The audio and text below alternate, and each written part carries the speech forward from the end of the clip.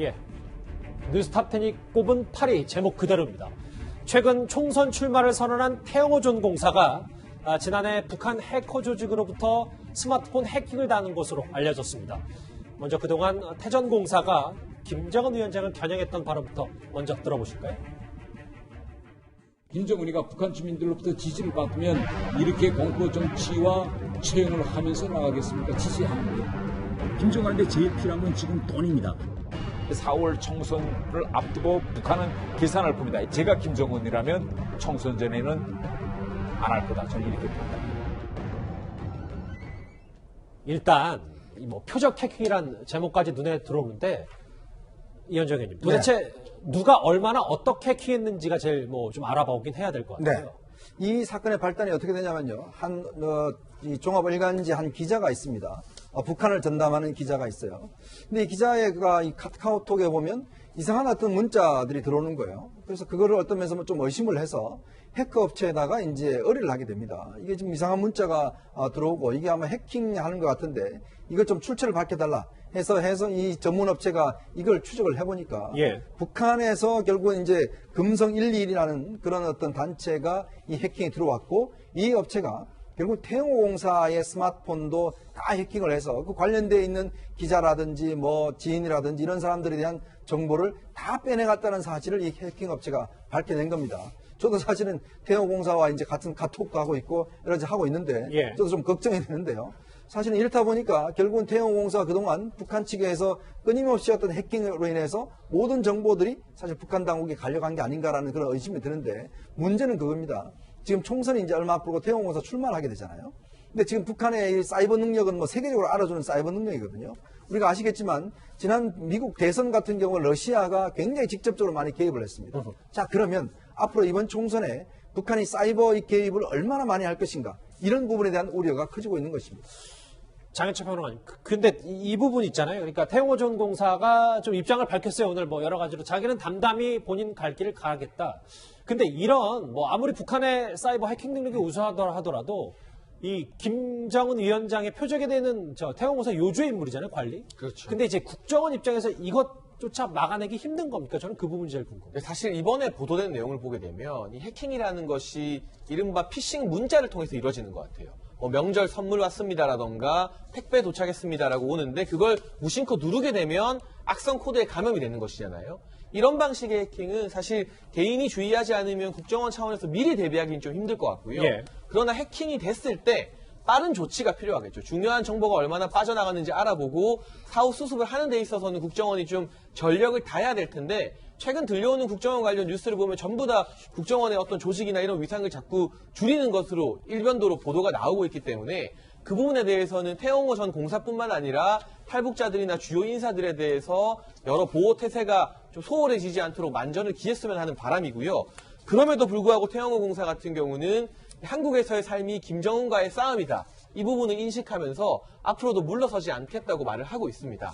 얼마나 힘든 일상일지 좀 가늠하기 힘들지만 우리가 겉으로 보기에는 평화롭고 그런 것 외에도 수면 아래에서는 여전히 자유의 품을 찾아 한국으로 온 탈북자들을 향해서 또 태영호 전 공사 같은 사람들을 향해서 북한의 위협이 끊임없이 계속되고 있다는 점 우리가 자각을 해야만 그 자각 위에서 북한과의 협상이나 이런 대화가 가능하지 않을까 하는 생각이 듭니다. 글쎄요. 북한의 해킹에 맞서서 국정원이 1차적으로 좀 저지할 수 있는 방법은 없는지 제가 주변에서 이런 질문을 좀 꽤 많이 받았었기 때문에 그런데 이 태영호 전 공사를 비롯해서 일반 탈북민들은 통상 한국 사회에 정착하는 과정에서 본명을 감추고 다른 이름을 등록하곤 합니다. 태영호 전 공사의 스토리도 한번 이 시점에서 들어봐야 될 것 같습니다. 사실 저의 주민등록 이름은 태구민입니다. 구원할 구자에 백성민자를 써서 북한의 형제 자매들을 구원해 보겠다는 의미로 구민이라고 개명했습니다.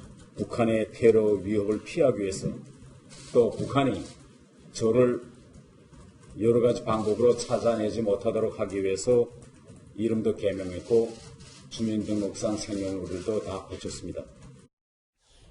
글쎄요. 이 신변보호와 관련해서는 태전공사의 부담감도 꽤 큰 것 같아요. 이 해킹 말고도 이제 가명을 공개했기 때문에 여러 가지 해석들이 좀 김태현 변호사님 나오고 있습니다. 근데 이제 이게 가명을 원래 지금 현재 이름은 공개할 수밖에 없는 게 선거나가 되잖아요. 그렇죠. 그죠?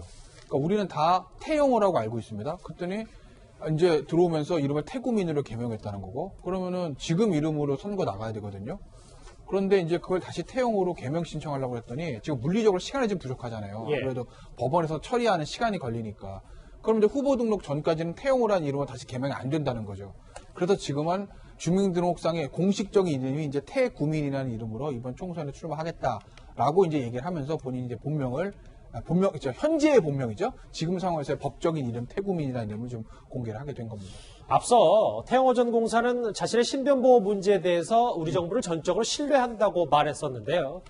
그런데 총선 출마를 앞두고 우리 당국도 비상이 걸렸습니다. 앞으로 인사에서 경우가 문제가 될 수밖에 없을 것 같은데 어떻게 하실 계획이신지도 궁금합니다. 저는 정부에서 저희 활동과 관련한 이런 문제를 충분히 보장해 주리라고 저는 믿고 싶습니다. 제가 이제 방금 말씀드렸듯이 경호 문제와 관련해서는 정부의 조치와 정부에 대해서 이제 전적으로 믿고 신뢰하고 이제 발휘합니다. 김상현 평론가님, 네. 해전공사가 이제 총선 출마를 선언했기 때문에 경찰도 이 총선 출마 관련해서 경호 인력을 뭐 수십 명 더 늘릴 수밖에 없다라는 보도가 나왔거든요. 이게요. 사실은 그 태영호 공사의 불안도 크겠지만 제가 볼 때는 여권과 정부의 불안이 훨씬 클 것 같아요. 왜냐하면 태영호 공사한테 만약에 사고가 난다.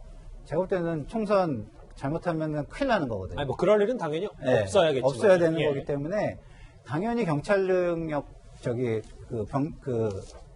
경호 인력도 늘려야 되고요. 그리고 신변 안전에 더 만전을 기해야만 합니다.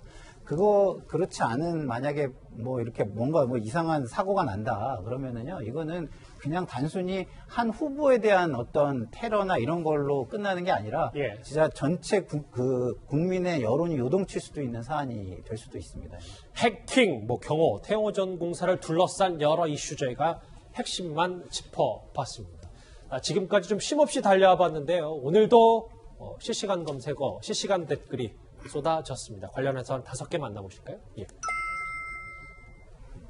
구원할 구호, 백성민, 태영호 전 공사가 개명한 이름 태구민 화이팅 외치는 이름도 있고요. 예. 추미애 장관 상관인데 이길 수가 없다. 윤석열 총장이 이길 수 없다라는 지적도 있고요. 예. 범죄가 남탕 여탕 분리하는 목욕탕이냐, 뭐 이렇게 좀 비꼬는 말도 있습니다. 칼럼에 대놓고 공정보도 위반이다. 사과할 사람은 이해찬 대표가 아니라 지금 오타가 나왔는데 임미리 교수 아닌가라는 얘기도 있습니다. 마지막 만나보실까요? 임미리 교수 고발한 사람은 이해찬 대표인데 왜 이낙연 총리가 사과하냐? 어이가 없다라는 마지막 댓글까지 만나봤습니다. 오늘도 여러분의 소중한 댓글 감사합니다. 바로 이어서 오늘의 실시간 검색어도 만나보겠습니다. 자, 오늘 30번째 확진자까지 나온 코로나19 19 부산 의료원 얘기도 있고요. 지금 20종 추돌 사고 난 이제 남원 터널 사망자까지 나왔습니다. 안타까운 소식이 있고요. 그러면 곧바로 이 3번째 실시간 검색어의 이름을 올린 미래통합당 얘기로 다음 주제 바로 넘어가 보겠습니다.